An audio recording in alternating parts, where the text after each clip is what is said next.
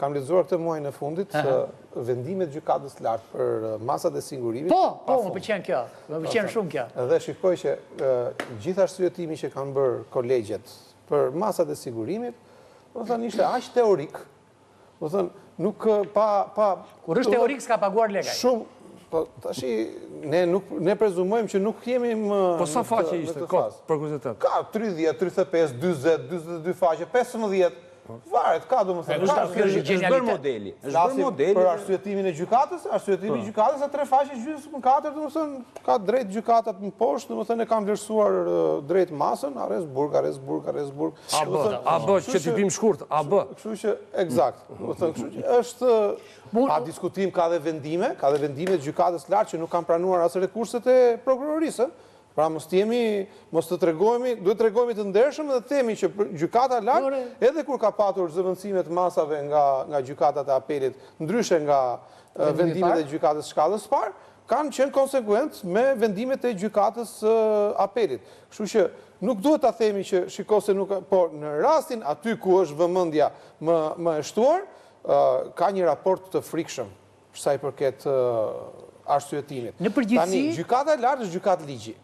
Dhe në fund të ditës, për sa i përket ligjit procedurial, nuk duhet që të prisnim që të bënte këtë lloj modifikimi të vendimit të vitit 2011, sepse mund ta bënin pak nga pak me vendime të tjera ku ta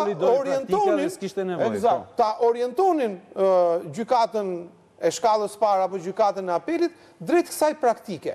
Tani a do lindi nevoja të ndryshoj se u tha këtu u cek, po asnjë se do ta mam. A do ndryshoj kodi penal për këtë çështje, pra procedura.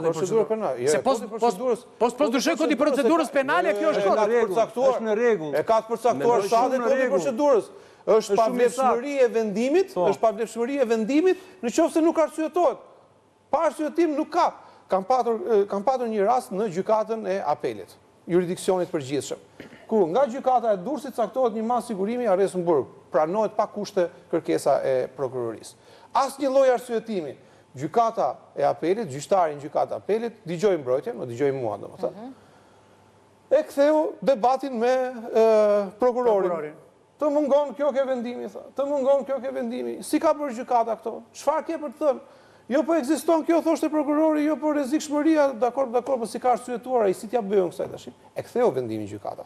Po pas ka qenë goxha burre. Po absolutisht, burrë zotëri, nuk diskutohet. Një nga gjyqtarët themi që kodi është në rregull. Pjesa e zbatimit, se si është zbatuar, mendoj që duhet bërë një ndryshim.